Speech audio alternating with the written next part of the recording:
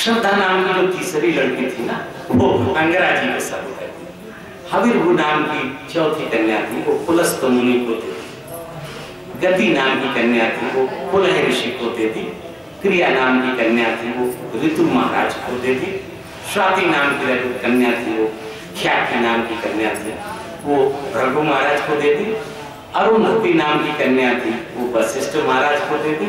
और शांति नाम की कन्या थी, वो अथर्वा को दी। एक बार में सोचा, क्योंकि लड़का सब देखे दिखाई। जब निवृत्त हो गए, अब देवती ने कहा कि अब आप जा सकते हैं। कर्दम जी कपिल देव जी से प्रार्थना करेंगे कि भगवान आप हमें जो कहेंगे तो मैं वन में चला जाऊं। कपिल जी बोले, पिताजी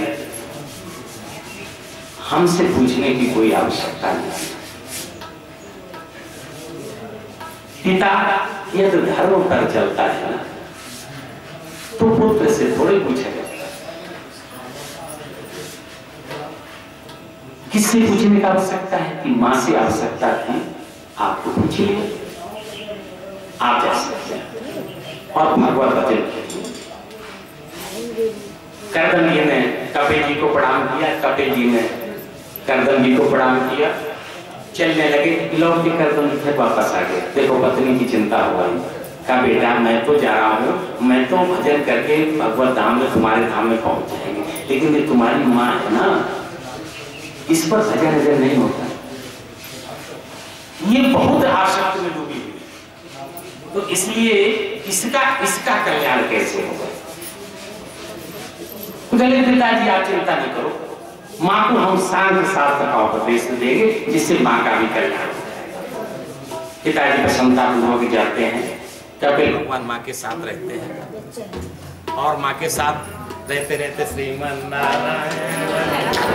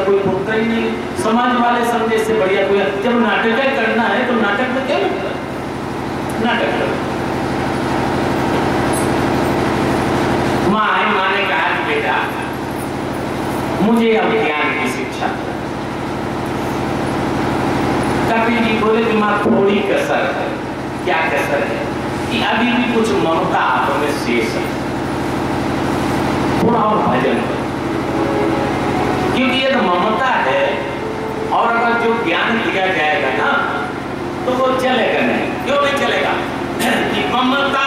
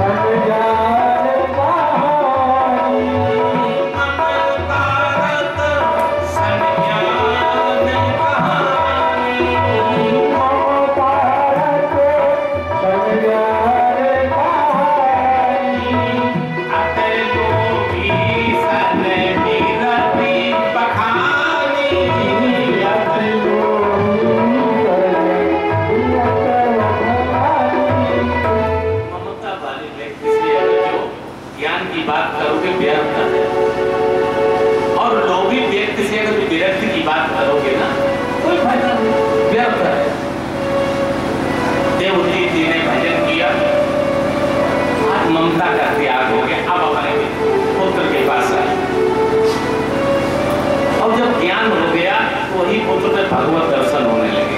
आप देवती जी ने आकर के अपने पुत्र को प्रणाम किया, प्रणाम करके बोली कि बेटा मैंने सब जान लिया है कि तुम स्वयं नारायण के अवतार हो।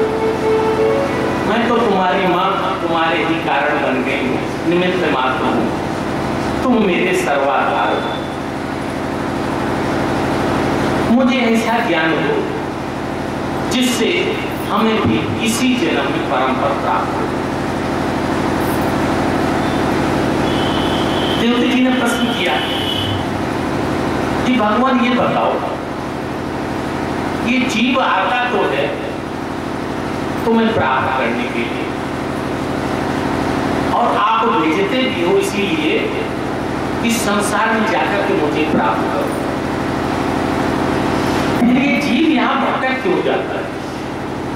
आसक्ति इसको पकड़ क्यों लेती है? माया इसको पकड़ क्यों लेती है? जीव अपना रास्ता कैसे भटक जाता है? कपिल भी हंसने लगे कि मां निश्चित बात है, ये जीव केवल मुझे प्राप्त करने के लिए आता है और मैं मानव जीवन सिर्फ और सिर्फ स्वयं को प्राप्त करने के लिए ही देता हूं। कोई दूसरा उद्देश्य मानव जीवन का है ही नहीं। हो सकता है लेकिन भूलता क्यों है? इसका कारण मन है। मन एवं मनुष्याणाम कारणम बंधम। मन ही मनुष्य के बंधन और मोक्ष का कारण है। मन कब्जे में नहीं रहता है। यदि मन किसी तरीके से कब्जे में आ जाए ना तो इंद्रियां अपने आप कब्जे में आ जाए। वही तो रोक रहा है। विचार आया कि चलो नजदीक भागवत कथा हो रही है, चलो सुनाए चल करके। एक संकल्प लो। मन ने तुरंत कहा कि मूर्ख को वहां जाकर क्या करो? एक तो वही व्यास जो यही रोज घूमते रहते चप्पलें चटकाते हुए वही वहां कथा सुना देते, और वही मंदिर के आम लोग रोज घूमते रहते और कौन सी नई बात बता देंगे। मन ने रोक दिया और यहाँ बढ़िया यहाँ बैठ करके गप लड़ाएंगे और तब तक 4 पूरियां भी खा लेंगे जब तक 4 घंटे कथा हो। क्या करेंगे? शास्त्रों में इस शरीर को रथ बताया, इंद्रियों को घोड़े बताया गया, मन को लगाम बताया गया, बुद्धि को सारथी बताया गया। सामान्य स्थिति में तो सारथी जैसे चलाता है ना वैसे ही घोड़े चलते हैं, लगाम वैसे चलती है। लेकिन ये जो मन है ना सक्रिय लगाम है, तो बुद्धि तो चलाती है कि चलो भगवत कथा में, लेकिन ये लगाम जोड़ी कर देता क्या जाना होता है? कौन सी जरूरी है? ये इंद्रियों को चलाने लगता है, क्योंकि इंद्रियों को नियंत्रित लगाम करती है, मन नियंत्रित करता है। कई बार ऐसा होता है कि हम लोग बैठे रहते हैं, सामने से कोई निकल जाता पता ही नहीं लगता, पूछा क्या हुआ करे हमारा, क्यों? क्योंकि मन उस इंद्री के साथ नहीं। इसलिए सबसे बड़ा दुख का कारण ये मन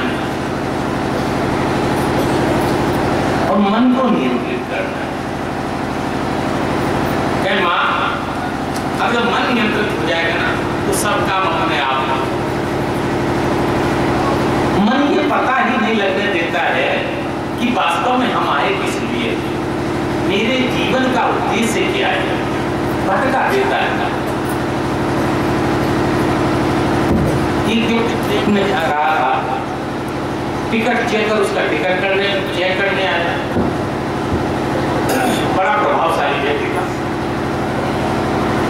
जब वो टिकट चेकर उसके पास पहुंचा तो इधर उधर 20 जेबें थी, वो खोजने लगा कहाँ टिकट डाली कहाँ डाली। चेकर ने देखा कि प्रभावशाली व्यक्ति है, ये बिना टिकट नहीं चला होगा। कहने लगा रहने दो, हमने जान लिया तुम्हारे पास टिकट है, हम आगे जा रहे हैं आगे। अरे अब तक हम 20 को चेक कर लेते, तुम इधर जेब में हाथ डाल दे, तुम रहने दो। चेक करा के निकल गया। लौट के आया, देखे तो वो भी इधर उधर फिर से हाथ डालने में जुटा हुआ। चेकर ने पूछा अब क्या हुआ? हम तो कह रहे टिकट कोई जरूरत नहीं। कह रहे तुम्हें तो नहीं जरूरत, मुझे जो जरूरत है। भैया तुम्हें क्या जरूरत? मुझे ये जरूरत है ना कि मुझे जहाँ उतरना है वो तो टिकट में लिखा है ना, मुझे तो यही पता नहीं कि मुझे उतरना कहाँ है। अब टिकट न मिली तो उतरेंगे कहाँ? यही तो अपनी स्थिति हो गई ना। हमें पता नहीं है कि इस जीवन को मुझे कहाँ ले जाना है। माँ इन सब का उपाय सत्संग है, नामामृत और कथामृत, ये दोनों ऐसे उपाय हैं माँ जिन पर चढ़ चढ़ के व्यक्ति परम धाम को जा सकता है। देवहूति ने कहा अच्छा बेटा, अगर कोई दो पर ना चढ़ पाए तो? हमने ये सुना है कि दो नाव पर पैर रखने वाला गिर जाता है। तो माँ एक तो नामामृत पर पैर रखे हुए हैं और एक कथामृत पर पैर रखे हुए, तो बेटा गिर नहीं जाएगा। करदा भी मुस्कुराने लगी कि माँ ये जो नाव भवसागर की नैया है ना, इसके नीचे कहीं खाली जगह है ही नहीं। अरे गिरेगा तो तब गिरेगा ना जबकि नाव के बाद कोई जगह होगी। इस भवसागर के बाहर कोई जगह दिखाई देती क्या? गिरने की तो कोई बात ही नहीं। और माँ इन दोनों में से कोई एक का सहारा पकड़ ले, दूसरे का सहारा अपना। ये तो कोई कथामृत को पकड़ ले तो नामामृत अपने आप आ जाए। यदि कोई नामामृत को पकड़ ले कथामृत अपने आप आ जाए, अपने आप कथा चले। और श्रेष्ठ है सत्संग। संतों के संग लाग रे तेरी अच्छी कटे,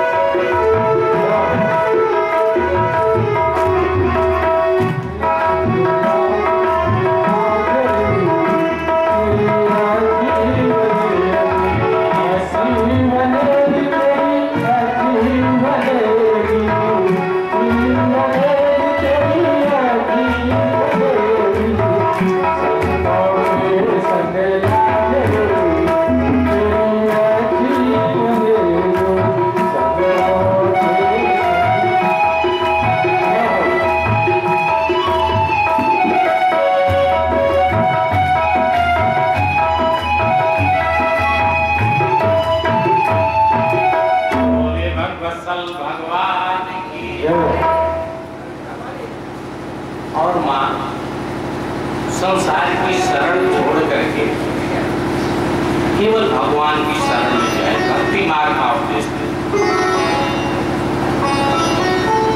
शरण शब्द के दो अर्थ होते हैं। एक तो शरण का मतलब होता है आश्रय, और एक शरण का मतलब होता है अपना। केवल भगवान ही अपने आश्रय हैं, भगवान ही शरणदाता है। हम अंशी हैं, भगवान अंश है। हम अंश हैं, भगवान अंशी है। भगवान ही अपने शरण वत्सल। देवजी ने कहा कि बेटा, ये जो तमाम व्याधाएं आती है ना संसार में, या भगवान के शरण जाने पर ये बाधाएं दूर हो जाएंगी?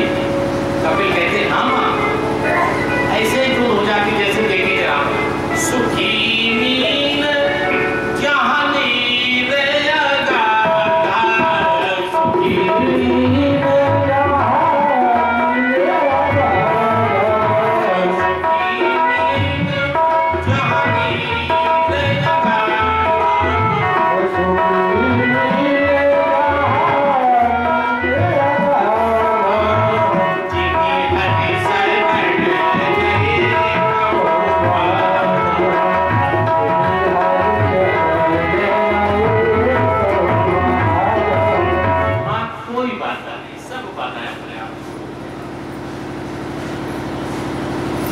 लेकिन ये मन कैसा है? कबीर दास जी कहते हैं मन के लिए, कबीरा ये मन लाल। कबीर दास जी समझा रहे हैं, अरे समझे नहीं गवार, अरे भजन करन को आलसी और खाने को होशियार। खाने को होशियार, ये मन मन है। मन के हारे हार है, और मन के जीते जीत, और मन ही मिला राम को, और मन ही करे फजीयत। फजीयत ही मन ही करा देता का मन राम। अब ये मन कैसे बदलता है जरा देखिए। कबीरदास जी कह रहे हैं कि मन के रंग बहुत हैं, छिन छिन बदले सो। आज किसी चीज पर मन कर, किसी चीज पर। अभी खट्टे पर मन तुरंत मीठे, तो हम कड़वे पर ही मन छिन छिन बदले सो। अब एक रंग में जो रहे ऐसा बिरला कोई कोई ऐसा बिरला होता है जो कि एक रंग में रहे। तो मां मुझ में मन लगाओ, मैं यो मन आदर्श हो, मैं बुद्धि निवेश है। दो चीजें परमात्मा में लगा दो और सब संसार में जाने दो। मन लगा दो और बुद्धि लगा दो, इसी से काम हो जाएगा। लेकिन मति हमारी भी तो नहीं लगती है ना। मति के भी चार प्रकार हैं।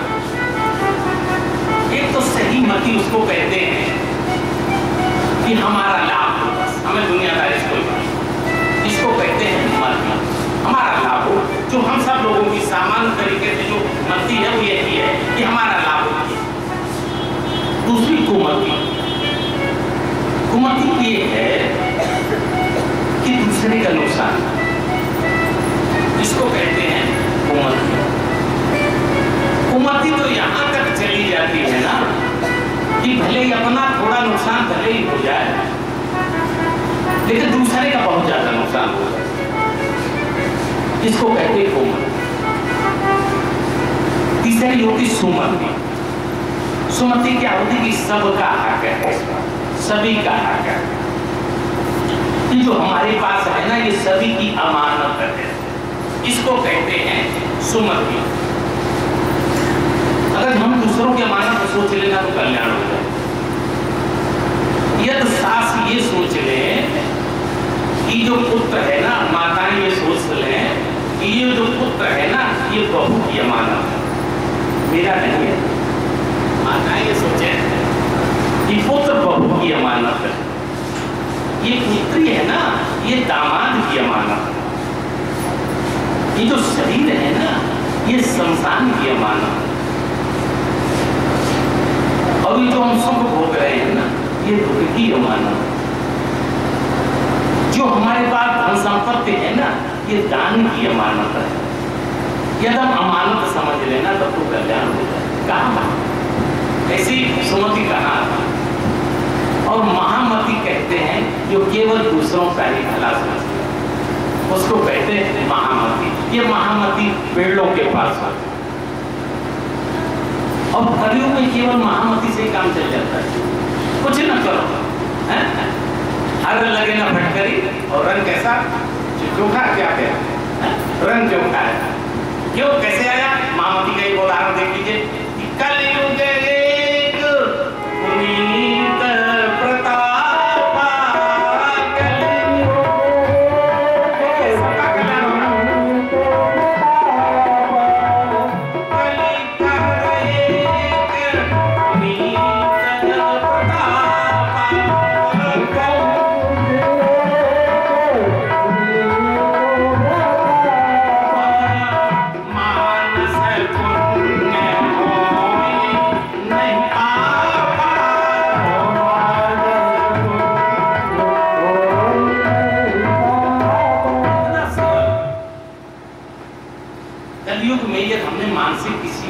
पाप कर लिया है, जैसे हमने पड़ोसन के बारे में गलत सोच लिया है और उसको कार में पार्ट नहीं किया है तो वो पाप नहीं लगेगा। ये केवल छूट कलियुग हुई है। लेकिन यदि किसी के लिए हमने मानसिक रूप से पूर्ण का सोच लिया है, अगर जो किसी को कष्ट हो रहा है तो कुछ नहीं करना, किसी का पेट फट गया, भगवान कहते प्रभु इसको जल्दी ठीक कर दो। कोई बीमार है, भले ही उसको पैसा न दो, अस्पताल में न जा पाओ, कोई बात नहीं, यहीं बैठे बैठे कह दो प्रभु इनकी तबीयत ठीक हो जाए। आपका पूर्ण हो रहा, दिन में आप हजारों पूर्ण कर सकते हैं। मानस पूर्ण किसी को महामती कहते हैं। किसी कमजोर को देखो कह दो प्रभु इसकी कृपा करो, इसके पास खाने भर को जरूर हो जाए। आपका क्या लगा? आपने कुछ दिया क्या? कुछ नहीं दिया, लेकिन पूर्ण मिल रहा। यही तो कली की विशेषता है। इसीलिए बड़े बड़े जो देवता हैं ना, वो कलयुग में आना चाहते हैं, इसलिए आना चाहते हैं यहाँ पर बड़ी जल्दी कल्याण हो जाए। और माँ यदि जल्दी भक्ति चाहो, जल्दी कल्याण चाहो तो भक्ति करो। भक्ति के बिना जीव का कल्याण नहीं हो सकता। माँ पूछती कि भक्ति की पहचान क्या है? भक्ति तो सब करते हैं, तो पहचान जरा बता रहे कि मम गुण गावत फूल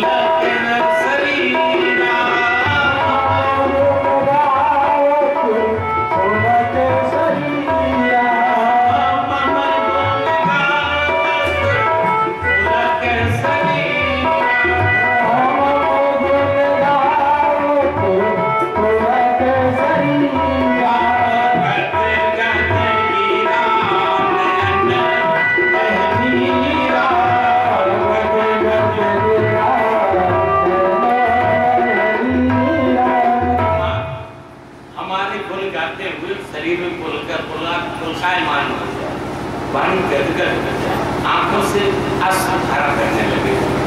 समन्वय बढ़ती, पहचान बदलती। एक व्यासी ऐसी कथा कह रहे थे, एक तो मिल गया कथा की बात।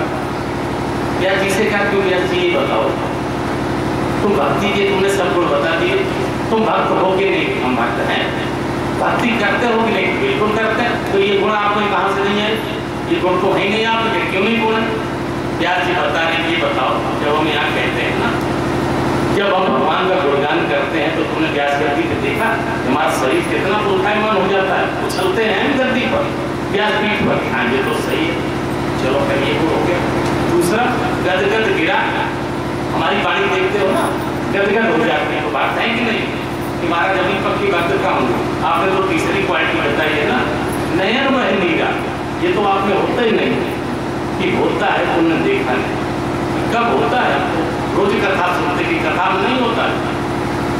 वो तब होता है जबकि हम पूजा की जो आरती होती, आरती की थाली होती है ना, उसके जब हम पैसे गिनते हैं बाद में, तब नयन बह नीरा होता है कि हमने तो 4 घंटे मुफ्त में कथा सुनाई कि 11 रुपए 30 पैसे के बंद होते। तो ये जो ऐसी भक्ति की पहचान, ये कलियुगी।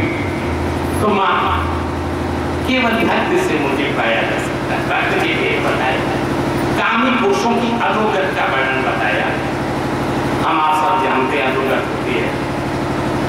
जीव की स्थिति बताई कि माँ जब ये जीव आता है गर्भ में तो एक रात में ये एक रूप कलल बन जाता है, 5 रात में ये बुलबुला सामा बन जाता है, 10 दिन में ये बेर सा बन जाता है, 1 माह में माँ इसके सिर निकल आते हैं, 2 माह में हाथ पैर हाथ बनने लगते हैं, 3 माह में पहचान होने लगती है कि स्त्री है या पुरुष है।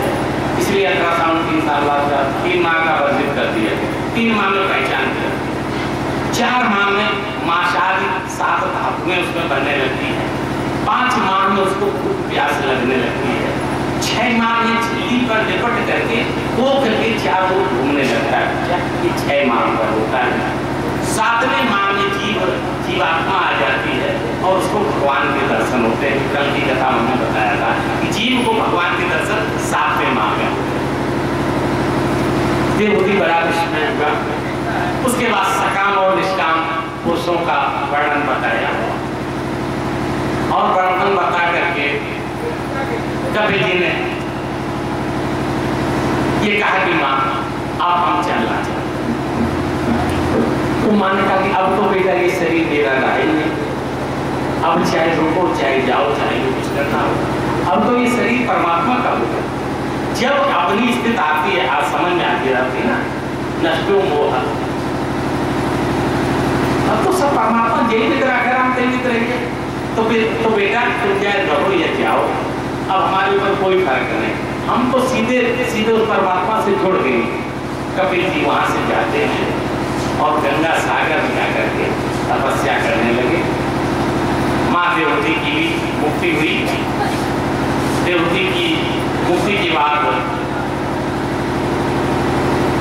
विदुर जी ने पूछा कि मैत्रेय जी जो अन्य कन्याएं थी मन की, उनका भी जरा हाल बताओ। अन्य कन्याओं की हाल बताया गया। दक्ष प्रजापति की 16 कन्याओं का हाल बताया। 13 कन्याएं तो धर्म को दे दी, 1 कन्या पितरों को दे दी, 1 कन्या अग्नि को दे दी और जो सबसे छोटी थी सती को भगवान शंकर को दे दी। ये सुन के स्वामी जी ने पूछा, विष्णुति जी मैंने सुना है जो छोटी कन्या थी ना सती जी, वो यज्ञ में जाकर के जल गई थी। प्रभु ये कथा मुझे थोड़ी विस्तार से बताओ।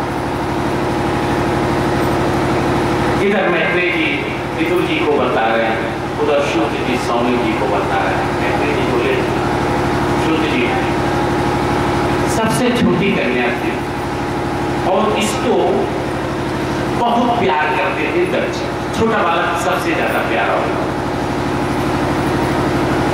ब्रह्मा जी ने एक बार दक्ष जी को बुलाया और ये कहा कि ऐसा करो, इस कन्या की शादी तुम्हारी छोटी है ना शंकर जी से करो।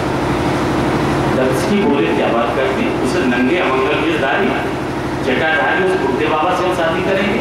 अरे सबसे सुंदर मेरी कन्या है। ब्रह्मा जी ने समझाया कि नहीं, वो सदैव भगवान शंकर की ही अर्धांगिनी है, शादी करो। नहीं करेंगे, नहीं मान रहा था।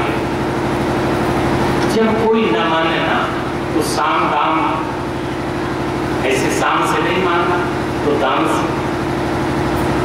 ब्रह्मा जी ने कहा ऐसा है, तुम अगर तो शादी कर लोगे शंकर से तो हम तुम्हें प्रजापति बना देंगे।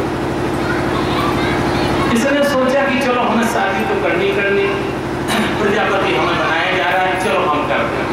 बेमन से दक्ष ने अपनी छोटी कन्या की शादी भगवान शंकर से कर दी। शादी होकर के जब वहां से चले दोनों लोग, भगवान शंकर और मां सती जी, चलते चलते कैलाश पर्वत पर पहुंचे। भगवान शंकर वहां रुक गए, वटवृक्ष के नीचे बैठ गए। सती जी ने कहा कि भगवान क्या थके गए? कि नहीं, हम कभी थकते ही नहीं। तो प्रभु बैठ के उन्हें चलो अपने घर चल। सती जी ने जाना कि जैसी हमारी और बहनें आती है ना, उनके घर हैं, महल हैं, ऐसे हमारा भी कहीं होगा, तो चलो घर चल। भगवान शंकर बोलते ये भी तो घर है, फिर ये घर ऐसा कहीं घर होता है? ये तो एक वृक्ष है, उसी के नीचे आप बैठे कि नहीं, हमने घर भी बनवा रखा है। एक तो ये जो है गुफा दिखाई, देखो सती ये गुफा तुम्हारे घरे तो ये घर होता है सामने। सबको ये कहीं सोचा अरे क्यों हमसे मजाक करते, चलो घर चले बस कि नहीं मजाक नहीं, ये घर और है अपना, तुम कहो तो वहां भी ले चले, चलो वहां भी देख लो। भगवान शंकर की सती को लेकर के शमशान भूमि में गए और शमशान भूमि में दिखाया भगवान शंकर जी ने, देखो सती ये घर अपना ये भी है, अब तुम चाहो यहाँ रहो चाहो वहां रहो। कह रहे प्रभु इससे तो फिर वहीं अच्छा था, चलो उधर ही चलो। सती जी को लेकर के भगवान शंकर कैलाश पर्वत पर आ गए, आनंद हो रहा है, दोनों लोग भगवत चर्चा कर रहे हैं, तपश्चर्या कर रहे हैं। इधर एक बार दक्ष जब प्रजापति हो गया ना, तो उसने प्रयाग में एक महासम्मेलन कराया। उस महासम्मेलन में सबको बुलाया, ब्रह्मा जी भी आए, भगवान शंकर जी भी गए, सभी देवता गए। तो बड़े आदमी बात में जाते हैं। कभी कभी नेताओं को देखा होगा कि जब पूछते रहते मोबाइल पर कि कितनी भीड़ हुई पार्क में, अभी कुछ नहीं हुई, अभी तो 2000 लोग नहीं आते नेता, तब तक छोटे छोटे बोलते रहते हैं। अब कितनी हुई, पूरा भर गया है क्षेत्र, तब नेताजी का पदार्पण होता है। वही दक्ष था, अभिमानी दक्ष सबसे बाद में आया,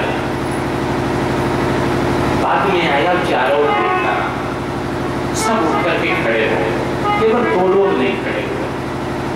ब्रह्मा जी नहीं खड़े हुए। ब्रह्मा जी ने कहा कि हमारा पुत्र है, एक पद बड़ा हो गया तो क्या होगा, बाप को नहीं खड़ा होगा।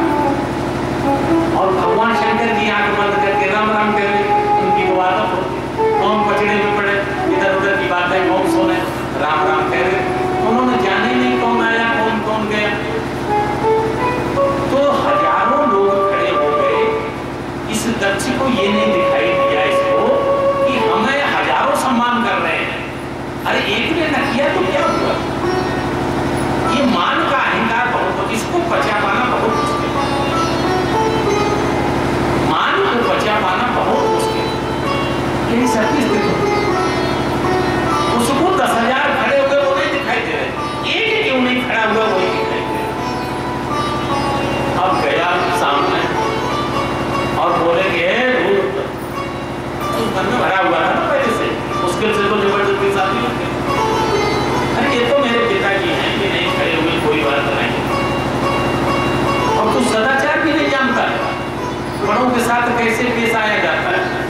भगवान शंकर मुस्कुराने लगे कि सदाचार तू बहुत जानता है। अरे तेरे पिता ब्रह्मा जी थे ना, क्या तूने ब्रह्मा जी को प्रणाम किया? सदाचार की शिक्षा तो लोग बहुत देते थे, लेकिन जो शिक्षा दे रहा है क्या वो सदाचारी है? भगवान शंकर मुस्कुराने और जल गया, कहने लगा वो तो ब्रह्मा जी के कहने हमें करना, देवी पूजा हम करना देता, लाओ हम पूजा भी श्राप देते हैं। जल ले लिया हाथ, सब लोगों ने हाथ पकड़ा लेंगे शाम में, उसने तब भी कहते हैं आप कहता हूँ कि जो तुझे ये यज्ञों में जो भाग मिलता है ना देवताओं के साथ, आज से तेरे यज्ञों का भाव लेना बंद हो, तुझे यज्ञों में भाग नहीं मिलेगा। भगवान शंकर मुस्कुराने लगे, तेरे का वो भाग हमारे। देखिए विपरीत परिस्थिति में भी भगवान शंकर जी कितने प्रसन्न हैं। क्यों प्रसन्न है कि सोई तो राम रची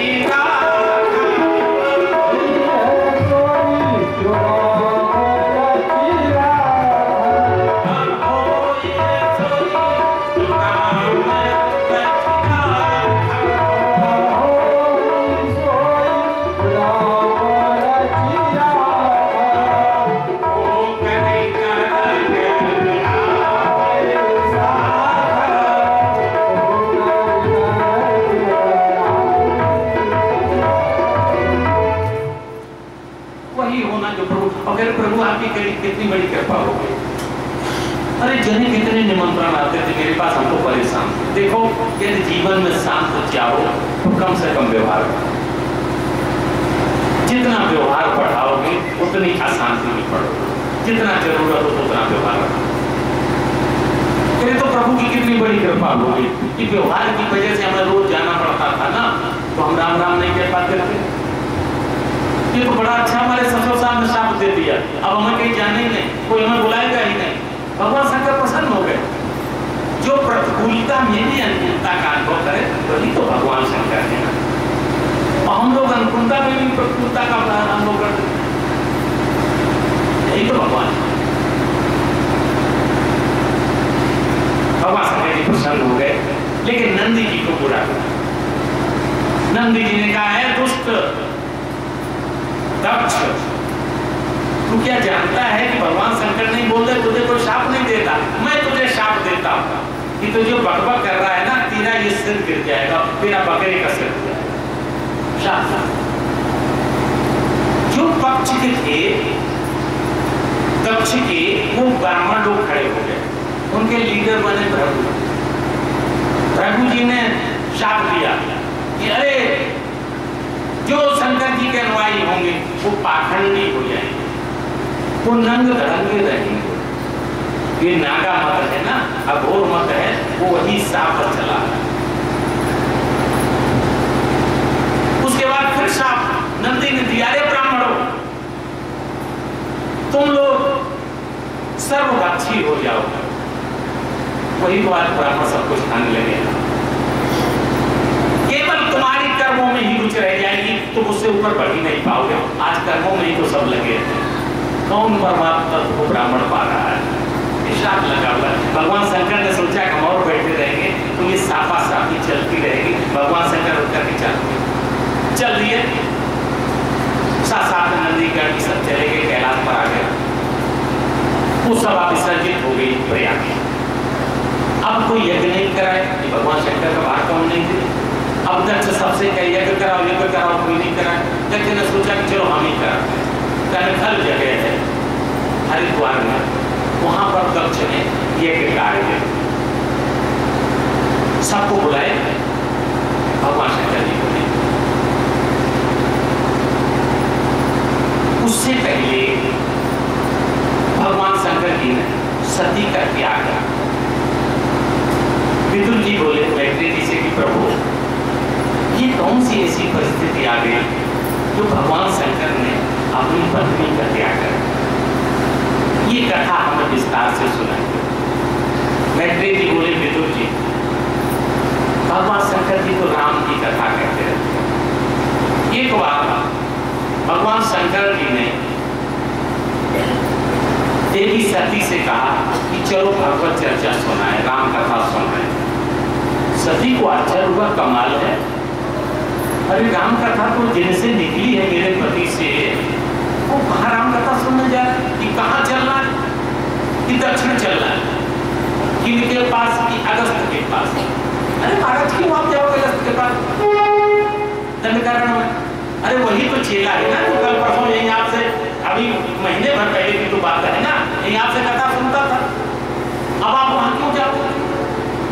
अरे मैं उसको यही बुला लाती हूँ, अभी बुलावा भेज दो, वो यहाँ चला आएगा कथा सुनाने के लिए, उसके घर जाने के लिए।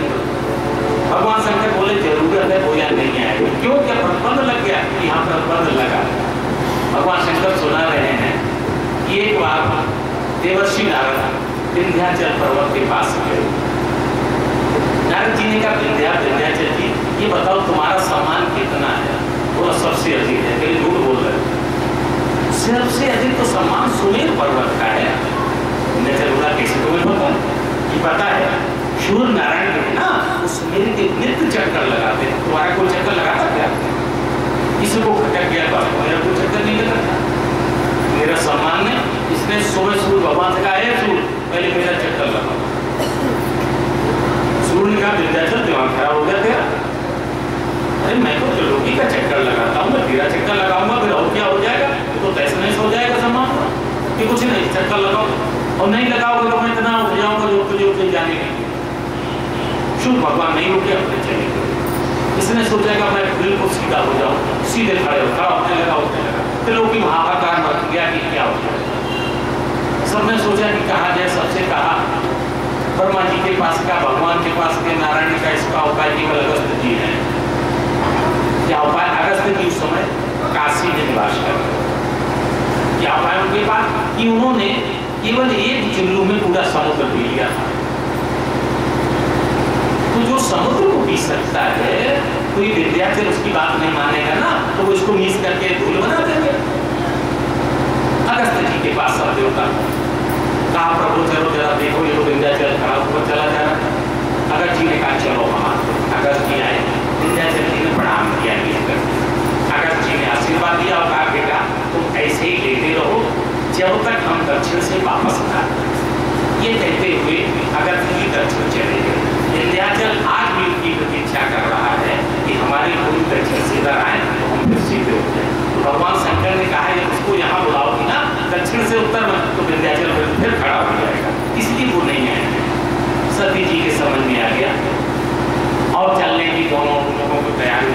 त्रेता काल का समय, एक बार त्रेता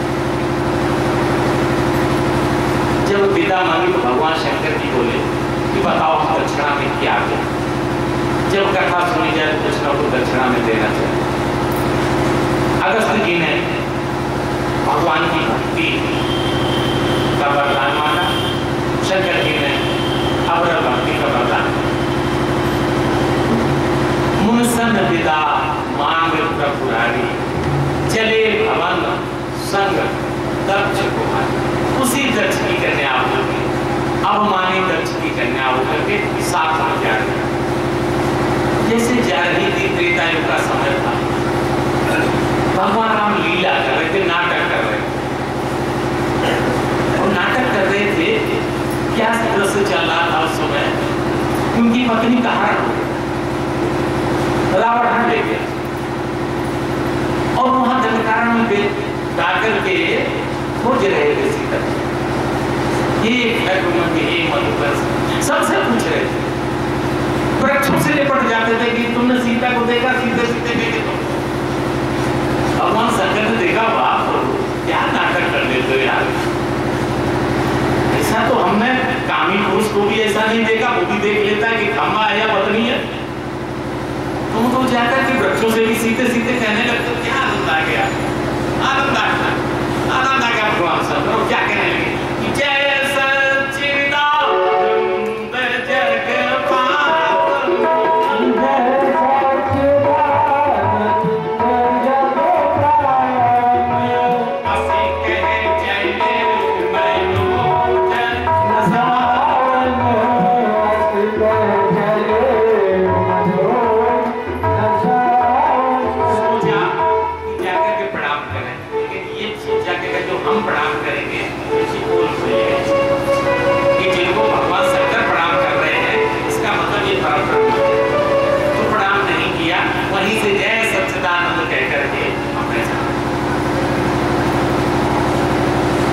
सती ने देखा कि ये क्या बात, अरे इनको क्या हो गया, ये तो ऐसे से कथा सुनने गई जो गीत का कोई श्रोता रहा हो, ये तो वो दिमाग खराब था, और अब इनका पूरा दिमाग खराब हो गया कि जो इसको नमस्कार कर रहे और ऐसे ही नमस्कार नहीं कर रहे, जय सच्चिदानंद। भगवान शंकर जी के पांच सती जी कहती थी कि हमसे प्रेम की बातें करते समय तो एक मुख चलता था नारायण नारायण, और आज इनसे इनकी तारीफ करने में पांचों मुख चल दिए, कैसे चल दी जरा देखो, जय सच्चिदानंद सत, जय सच्चिदानंद सत, एक मुखने का सत, एक मुखने का चित्त, एक मुखने का आनंद, एक मुखने का जग पावन, एक मुखने का कहा जाए जय जय सच्चिदानंद जग पावन, पंचमुख बोल दिए, जो ऊपर का मुख था ना पंचमुख, वो पंच बोल गया, फिर पंचमुख बोल दिए, ये कौन सी बात है, पंचमुख से आजकल कर रहे हैं, और केवल इतने कहा होता वो नहीं, बड़े प्रसन्न होकर के जा रहे हैं, ये तो बड़ी अच्छी बात है। और हमारे पति वो छोटे मोटे थोड़े हैं ना, घमंड खाना सके वो अपने पति पर, मेरे पति कितने बड़े, जरा सोच रही है कि संकट जगत बंद जगदीश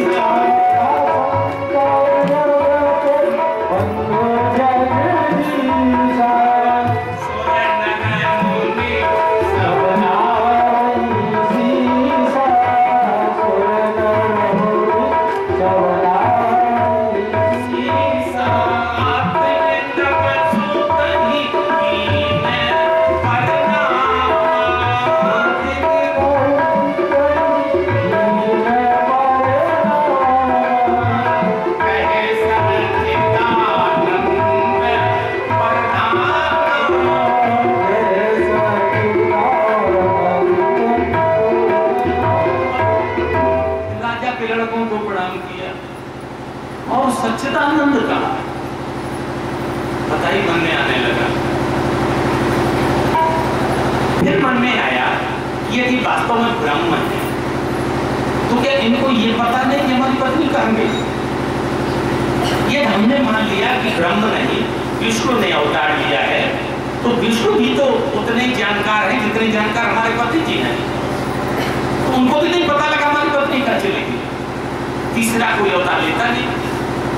फिर मन में विचार आ गया कि हमारे पति भी तो कुछ ना कुछ जानते हैं, हमारे पति भी झूठ नहीं बोल सकते, शंभु गिरा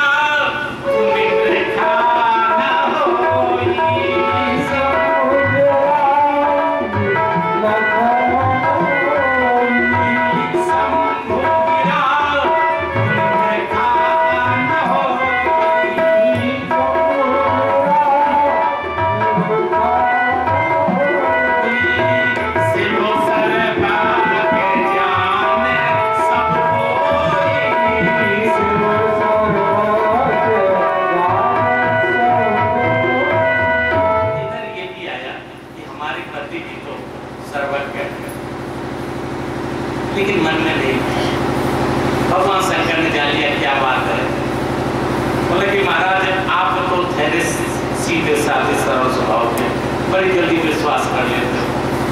और हमको दक्ष की कन्या है ना, उस घमंडी की, तो हम तो परीक्षा लेंगे तब जाए। भगवान शंकर मुस्कुराने लगे, कहने लगे कि अच्छा भगवान शंकर की आज आज्ञा देते हैं जो तुम। अच्छा ये बताओ, संदेह तुम्हारे पास थोड़ा है कि बड़ा? कितना संदेह? सत्य जी बोले कि महाराज अगर जो थोड़ा संदेह होता ना तो निवारण हम किसी न किसी तरीके से कर लेते हैं, लेकिन जब अति संदेह हो जाता है ना तो अब उसका निवारण कैसे होगा? तो भगवान शंकर कहते निवारण का इलाज है, जो तुम्हारे मन अति संदेह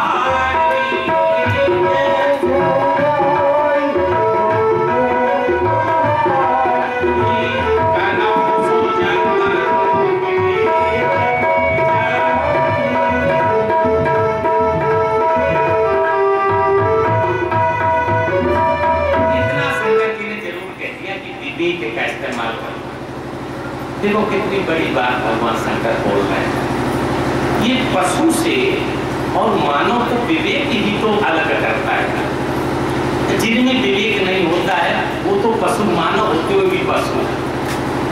देखिए सभी प्राकृत जीव, जब ये जीव पैदा होता है तो सभी प्राकृत जीव होता है। उसको हम अध्यात्म में कहते हैं प्राकृत संस्कृति।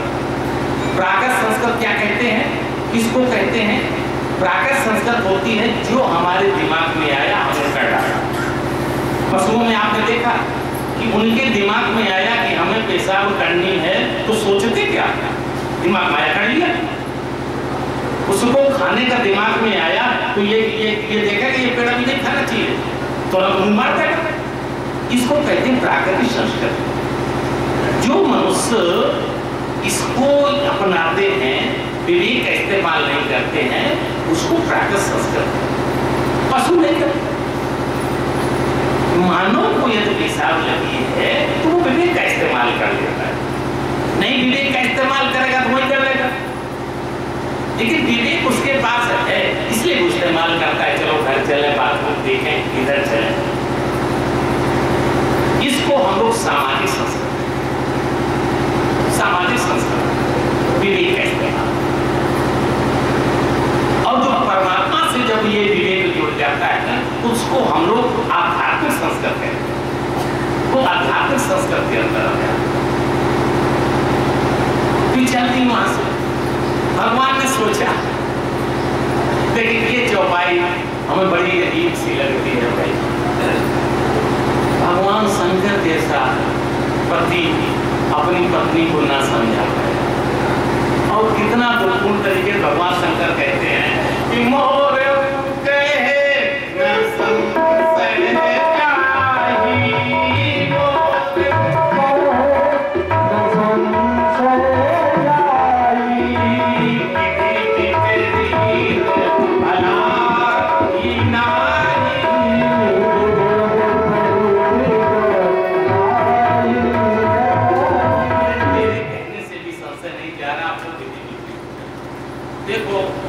तीन को समझाना बड़ा कठिन है। सबसे कठिन है पड़ोसियों को समझाना। दुनिया भर को समझा दो, लेकिन किसी पड़ोसी को समझा के जरा दिखाओ, बहुत कठिन, नहीं समझाया जा सकता। और कहीं पड़ोसी भिड़ जाए तो वो तो जिंदगी में कभी समझेंगे। सबसे कठिन है पड़ोसी को समझाना। उससे भी कठिन है परिवार के लोगों को समझाना। पड़ोसी को तो समझाया भी जा सकता है, लेकिन परिवार के लोगों को बीच ऐसे तर्क देते कि तुम्हारे सबसे कठिन है। और सबसे कठिन है अपनी पत्नी को समझाना। सबसे दुनिया भर को आप समझा लेंगे, सबको समझा देंगे, लेकिन अपनी श्रीमती जी को समझाना बहुत कठिन, नहीं समझाया जा सकता। भगवान शंकर नहीं समझा। कह रहे बताइए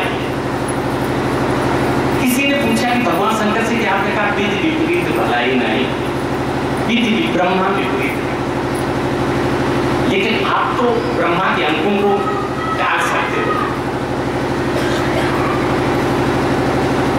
भगवान शंकर जी में शक्ति है। जो तपी करे कुमार तुम्हारी,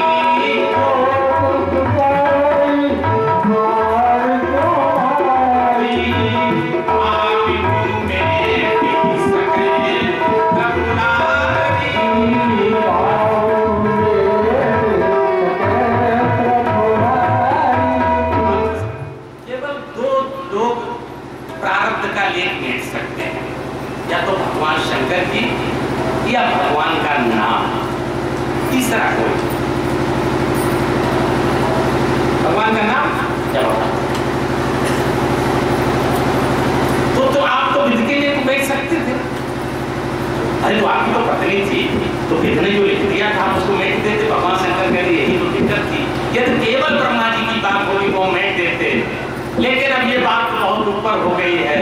हमारे प्रभु की इच्छा है, ब्रह्मा जी की बात नहीं रह गई है, ये हमारे भगवान राम की इच्छा होगी। जो हो गए सोई जो राम रची राखा, हो गए सोई जो राम रची राखा, वो कभी कर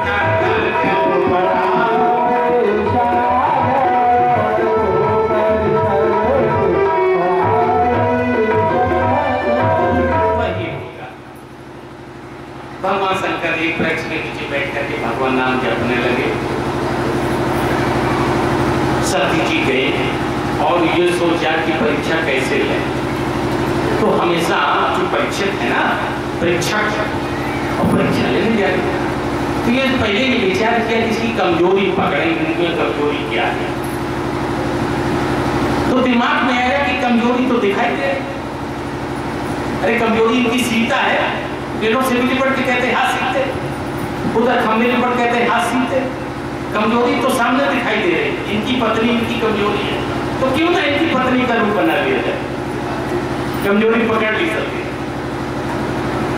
और भगवान की लीला का चक्कर, महामाया लगी हुई साथ, आज सीता का रूप बना, सीता का रूप बना करके आगे आगे चल, भगवान पीछे चल। आगे क्यों चल रहे? इसीलिए चल रहे हैं कि सती डर रही, डर यूं रही है कि ये जो है पेड़ों को भी पकड़ लेते हैं दौड़ के, तो सीता के रोके में तो दौड़ के आकर हमको पकड़ कर ले, तो आगे आगे चल रही है। इतनी दूर चले ना, भगवान ने रास्ता बदल दिया, इधर चलने लगे, सती जी को उनके आगे चलने लगे, उधर भगवान ने रास्ता बदल दिया, इधर चलने लगे। सती लक्ष्मण ने देखा, लक्ष्मण कुछ नहीं बोले, प्रभु की कृपा है, होने बोले। सती जी ने अपनी बात हमारे बांधी की, चाहे हमें पकड़ लें, चाहे जो हो जाए, हम ठीक सामने आ जाए। सती जी कपती जा रहे हैं, और कपते कपते जैसे सामने पहुंची, भगवान राम ने प्रणाम किया सर, और प्रणाम करके अपने पिता समेत अपना नाम लिया, और ये पूछा कि बताओ तुम अकेलियां क्यों घूमे? भगवान भोलेनाथ को कहा। जब इतना कहा तो सती के होश तुरंत अपने रूप में आ गए और भाग गए। तब भगवान ने अपना प्रभाव दिखाया, जिधर देखे उधर राम लक्ष्मण सीता, जिधर देखे उधर राम लक्ष्मण सीता, चारों सती देख रही, राम लक्ष्मण सीता देख रही। सती आंख बंद करके जमीन में बैठ गई, फिर देखा तो वहां कोई कुछ नहीं, सती जी चली गई। भगवान शंकर ने के पास जब पहुंचे, भगवान शंकर जी ने एक मौका और सती कि शायद अभी सुधर जाए। क्या मौका दिया? सती से कहा देखो सती तुम आई तो परीक्षा लेके आई हो, लेकिन जो परीक्षा ली है वो हमसे सत्य बताना। एक और मौका दिया, यदि यहाँ भी सती सत्य बोल जाती है ना, तो भी हो सकता है कि सती का कल्याण है। यहाँ भी सती क्यों बोल रहे? क्या बोल रहे जरा कि कछु ना परीक्षा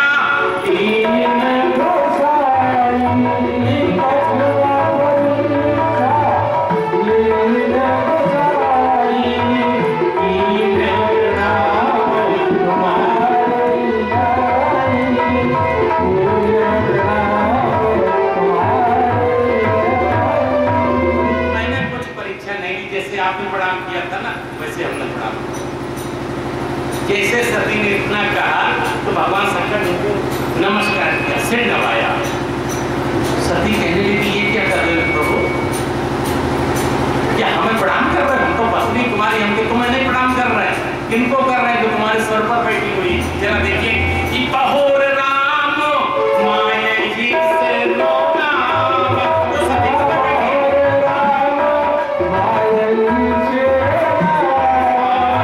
पहोर राम माया जी प्रेम सती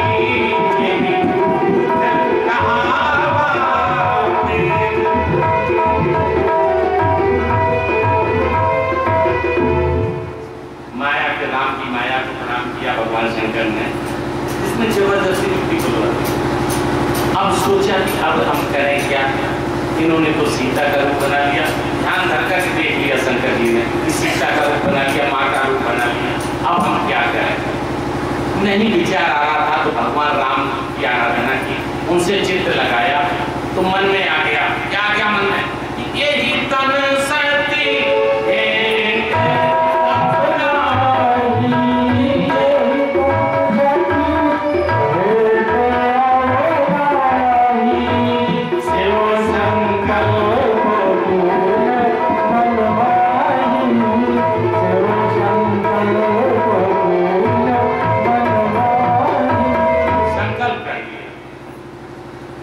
जैसे संकल्प कर लिया तो देवताओं को तो खलबली मची हुई, तो ऊपर से आ गए जय हो जय हो जय हो।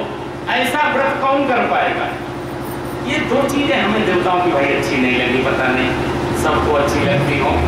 दो चीजें, एक तो क्या जरूरत थी तुम्हें दाल दाल भात में मुसर चलती। अरे शंकर जी ने कर दिया तो संकल्प जाने देते पर पत्नी थे, तुम कह जाते जय हो ऐसा व्रत कौन कर सकता। दूसरा, जिस समय कंस देवी को ले जा रहा था तुम्हें क्या जरूरत थी आकाशवाणी करने की, इसके 8वें पुत्र से तुम्हारा मतलब बोलेगी, अरे तुम क्या ठेकेदार हो क्या। ये दो चीजें हमें समझ नहीं आई देवताओं, जबरदस्ती बीच में आ जाए। आज वही जबरदस्ती देवता आ गए जय हो जय हो जय हो। सती ने पूछा क्या संकल्प कर दिया, कुछ नहीं पता। आज भोले बाबा कुछ बता ही नहीं है और भगवान राम का नाम लेते हुए जा रहे। कहाँ जाकर के फिर सती जी ने एक बार पूछा, अरे हर चरण पकड़ बोली प्रभु कौन प्रतिज्ञा ठानी है, प्रभु कौन प्रतिज्ञा ठानी है, प्रभु बता दो कौन सी आपने प्रतिज्ञा की। बोले बाबा कुछ नहीं बोल रहे और बैठ करके बोले बाबा समाधि में चले। समाधि में लेकर के सती जी उनकी सेवा कर रही हैं। बोले बाबा समाधि में है।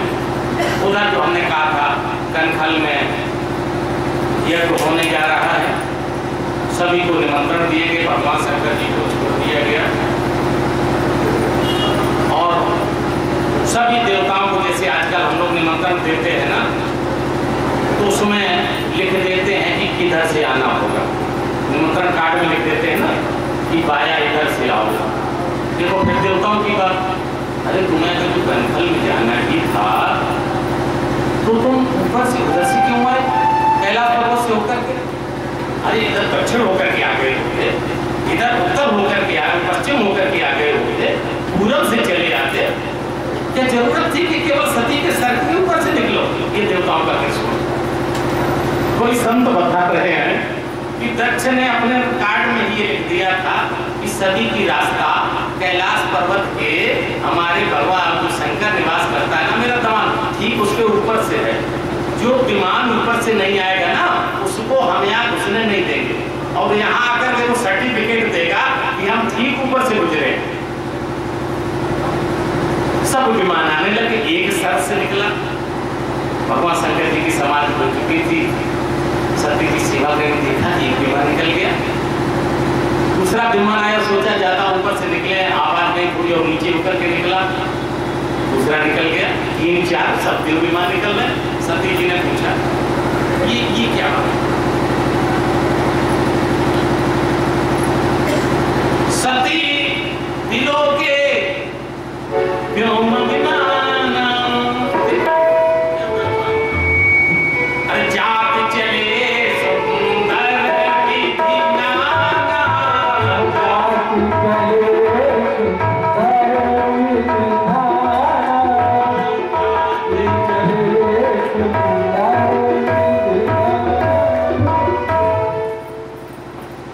सती जी ने भगवान शंकर जी से पूछा कि प्रभु ये क्या है? भगवान शंकर ने कहा कि सती जी, तुम्हारे पिता ने यज्ञ किया है, बहुत बड़ा यज्ञ, और हमारे बैर के कारण तुम्हें भी नहीं बुलाया। बैर की कथा हम सुनाई चुके हैं, कैसे बैर था। सती जी प्रसन्न हो गई, बोली कि ये बहुत अच्छा है, न बुलाया तो क्या हुआ? 4 स्थान ऐसे होते हैं जहां पर बिना बुलाए चले जाते। मैके में तो बिना बुलाए जाने को हर्ज है ही नहीं, लेकिन भगवान शंकर ने कहा ये तो कोई विरोध मानता होगा तो नहीं जाना चाहिए। भगवान शंकर जी आज समझा रहे हैं कि बिन बुलाए मैके जइयो ना, बिन बुलाए जइयो ना, बिन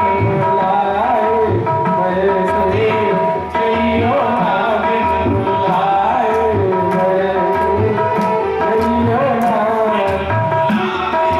मैके जइयो ना, बिन बुलाए जइयो ना, सती जो जाओ बिना बुलाए, सती जाओ बिना बुलाए, कुशल से वापस जइयो ना, बिन बुलाए जइयो ना, बिन बुलाए जइयो ना।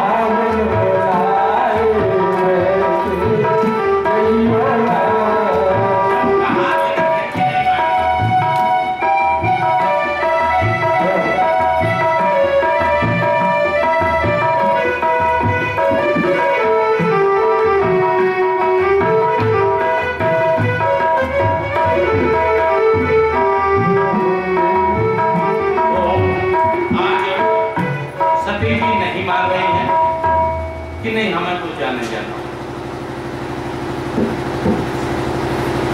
और तुम जाओ तो जाओ, नहीं तो हम अकेली चली जाए। भगवान शंकर ने सोचा अच्छा तो नहीं है, लेकिन हमारा जाना ठीक नहीं होगा। सती से कहा ठीक है जाओ, लेकिन सती ऐसे नहीं जाओ, अपने वाहनों से जाओ। नंदीश्वर को बुलाया, सती जी को से कहा इस पर बैठ के जाओ, टिकट दे दिए और जितना सामान था बांध दिया। सती जी ने कहा इतने सामान की जरूरत है कि नहीं, सामान ठीक रहेगा, वहां जरूरत पड़ेगी। थोड़ी दूर जब नंदी चले, भगवान शंकर अंदर के देखने का श्रृंगार का सामान अभी कोठी में ही उसी में गुफा में रखा हुआ है। भगवान शंकर लेकर के आए और रुकारे नंदी फिर लौट के आ जाओ, जरा ये भी लेते जाओ श्रृंगार का सामान। सती कहती क्या करने महाराज की नहीं, सब की जरूरत है। भगवान शंकर अंदर के देखेगा कि वहाँ बिजना पंखा रखा हुआ है। भगवान शंकर लेकर आए, अरे सुनो नंदी फिर लौट के आ जाओ, अब ये पंखा रखा हुआ, जरा इसको भी लेते जाओ। भगवान शंकर सोच रहे थे कि सती की जाने के बाद वापसी होगी नहीं, यदि घर में कोई सामान सती का रह जाएगा ना तो उसको देख देख करके मुझे सती की याद आए। आज जितना सामान है भगवान शंकर ने पूरा नंदीश्वर के ऊपर लाद दिया, जान रहे कभी इनको वापस आना। सती जी जब गई वहां तो क्या स्थिति बनी कि पिता भवन जब गई भगवान,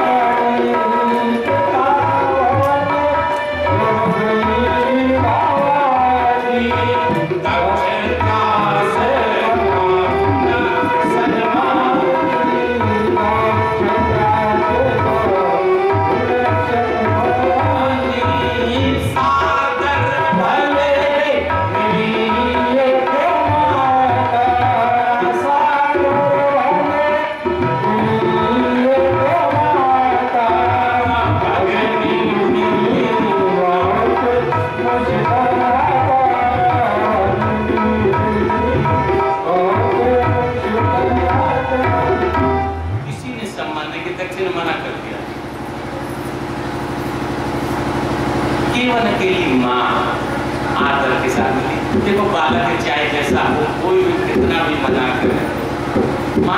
ममता तो माँ की ममता होती है, इसीलिए सबसे उरण हो सकता है, माँ से कोई उरण नहीं।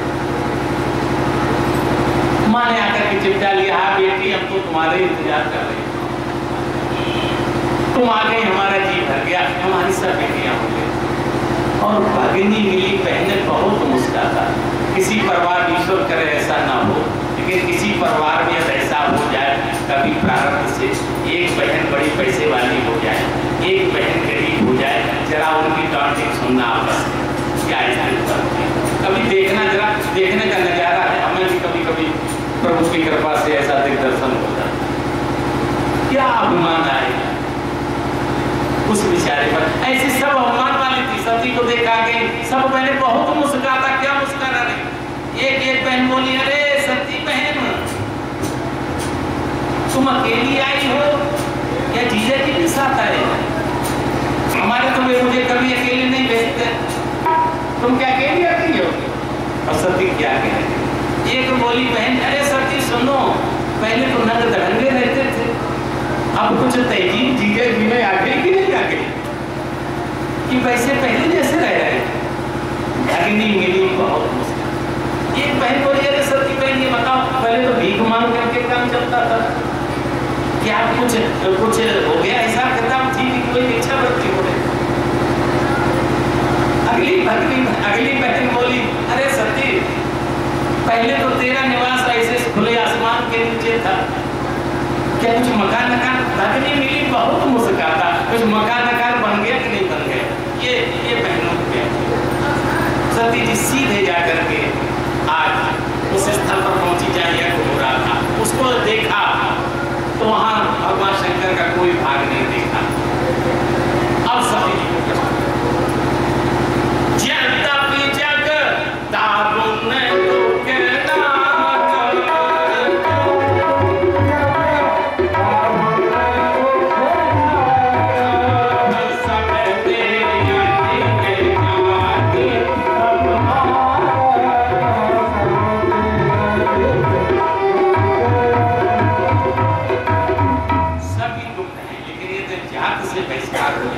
सबसे कठिन है। और एक बात बताएं, अपने ससुराल में तो पत्नी रोज पति से लड़ लेगी, कोई बात नहीं, लेकिन ये तो मैके में कभी पति की बेइज्जती होती है ना, कोई स्त्री बर्दाश्त नहीं, सबसे लड़ जाएगी। पति के विरुद्ध कुछ बोला जाता है तो बाप से लड़ जाएगी, माँ से लड़ जाएगी, बिल्कुल महाभारत शुरू कर देगी। लेकिन कोई स्त्री पति की बुराई मैके में नहीं सुनना चाहिए।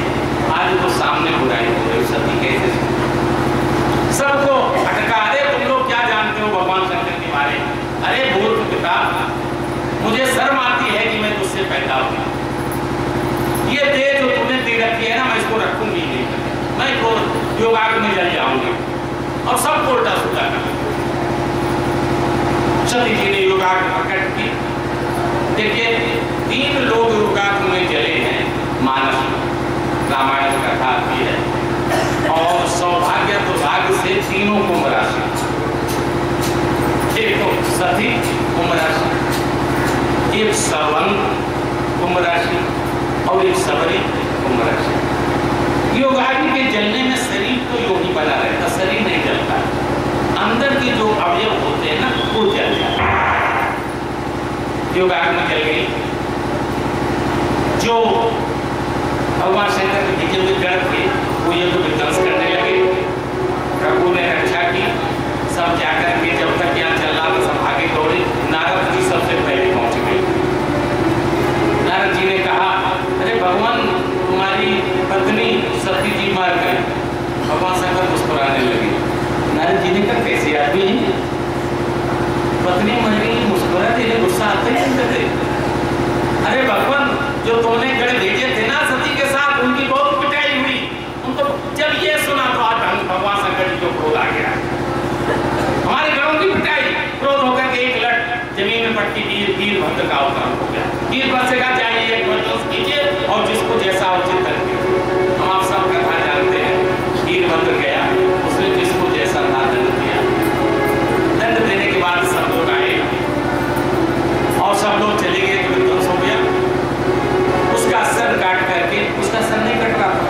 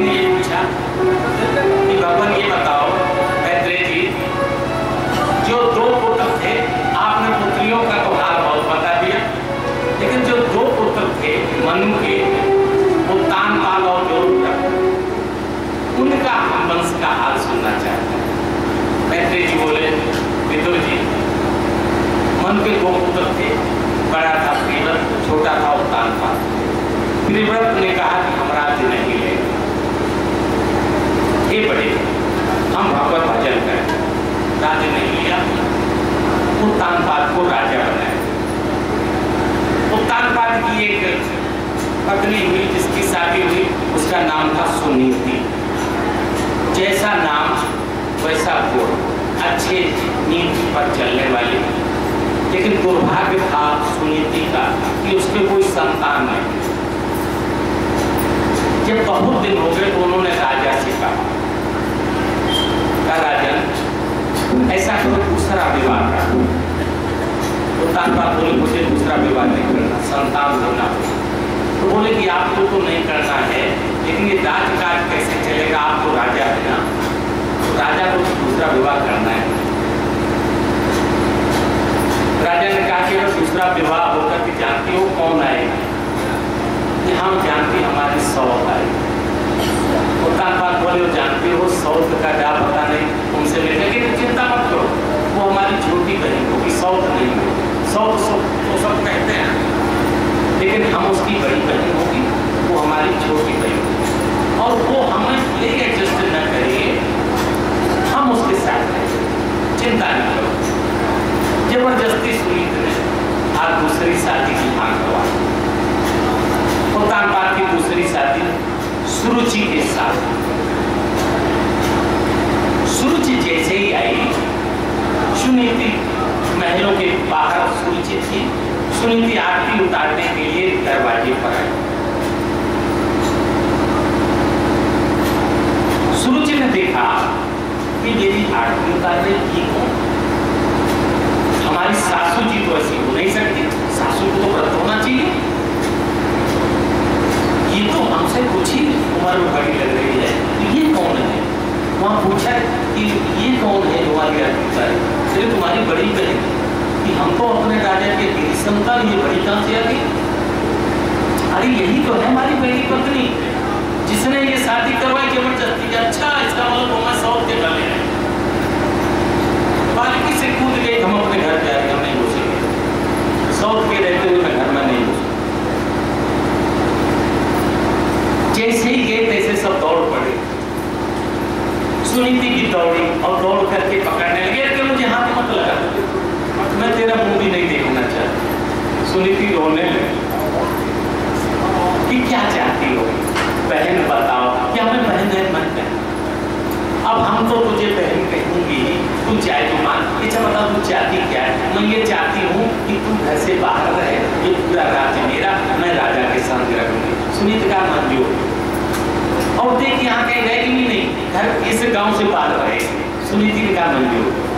और देख जिस देश में तू है ना, इसके अलावा कुछ यहाँ से लेकर के भी नहीं जाएगी। सुनीति का मंजूर। और देख मैं यहाँ खड़ी, मेरे सामने अभी निकल जाएगी। सुनीति में का मंजूर, सब कुछ मंजूर कर लिया। तो उत्तानपाद आए, सुनीति से कहने लगे, सुनीति मैंने कहा था तुमने अपने पैरों पर स्वयं कुल्हाड़ी मारी, क्यों मेरी शादी, क्या जरूरत है शादी? सुनीति बोल रहे नहीं प्रभु, हमें कोई कष्ट नहीं है, हम चली जाएंगे, कहीं भी रह लेगी, तुम आनंद के साथ रहो। राजन ने कहकर के गांव के बाहर एक स्थान था राजघराने का ही, उसमें सुनीति को रखवा दिया। राजन सूरज के साथ रहने लगे। एक बार राजा शिकार के लिए गए, बहुत परेशान हो गए, सभी उनके साथी थे अलग हो गए, राजा हार गए थे। सूरज कभी राजा को अकेले नहीं जाने देते, हमेशा बॉडीगार्ड रखते और अपने स्पेशल दूत बना रखते। और कह दिया था कि तुम कभी सुनीति के घर दिखाई पड़े ना तो या तुम नहीं या हम नहीं, तुम से ये माताएं बहुत जल्दी कहती है, कानपुर की माताएं तो नहीं कहती हैं, यहाँ की बहुत अच्छी देवियाँ ये लखनऊ की बहुत जल्दी कहती है, या तो तुम नहीं या हम नहीं, बोलिए तुम नहीं या हम नहीं। बॉडीगार्ड उसी तरह सब बॉडीगार्ड इधर उधर हो गए। मौका मिल गया राजन को कि चलो अपनी रानी के पास चले। सवाओ से जौ रोजाना सूरज भिजवाती थी उसके पास, एक चक्की देती थी पुरानी पीसने के लिए, पुराने बर्तन देती, खाना खाना सवाओ से जौ। राजा जैसे ही आज सुनीति के दरवाजे पर पहुंचे, सुनीति ने देखा वो भाग दौड़ पड़े, पैर लिवा ली गई, राजा ने स्नान कराया। उस रात राजा सुनीति के पास ठहरे। उसी रात में ही हमारे ध्रुव जी आज सुनीत के गर्भ में आए। सुबह राजन सूरज के पास आ जाते हैं। कुछ दिनों बाद सूरज के ही गर्भ में एक पुत्र। धीरे धीरे ध्रुव जी बड़े हो गए। उधर उत्तम अपने राजघराने में खेलता था, सूरज का बेटा। ये अपने गांव के छोटे छोटे बच्चों के साथ खेलते थे और शाम माँ के पास आ जाते थे। राजा ने कहा कि देखो बालक हो गया है, वो भी रोटी खाने लगा है।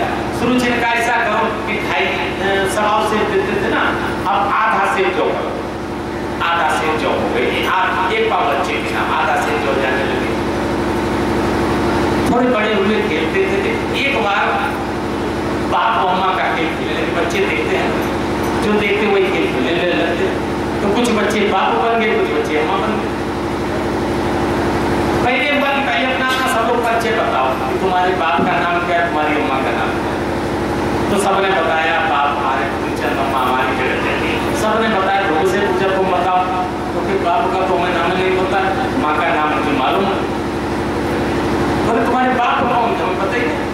जब कुछ किया ना अम्मा से, तब तुझे खिलाएंगे, बाहर करके भाग जाए, ये अम्मा बाप का खेल तुझे नहीं खिलाएंगे। जो घर में आता है माता से पूछता, माँ हमारा बाप कौन है, हमारे पिता कौन है, आज हमें खेल से निकाल दिया गया। माँ कहती बेटा मैं तेरी माँ हूँ ना, और मैं ही तेरा पिता हूँ। हाँ माँ पिता एक है, हाँ माँ और पिता एक ही होते हैं, तुम जब कल बता देना। दूसरे दिन होगा फिर वही खेल खेला गया। दूसरे का कि पता अपना पिता और माँ का नाम क्या है। फिर हमारी माँ का नाम सुनीति और पिता का नाम सुनीति। बच्चे हंसने लगे, नहीं ऐसा होता है माता पिता का कैसे ही होता, हमारी माँ ने कहा। अरे चलो हम तुझे दिखाएं।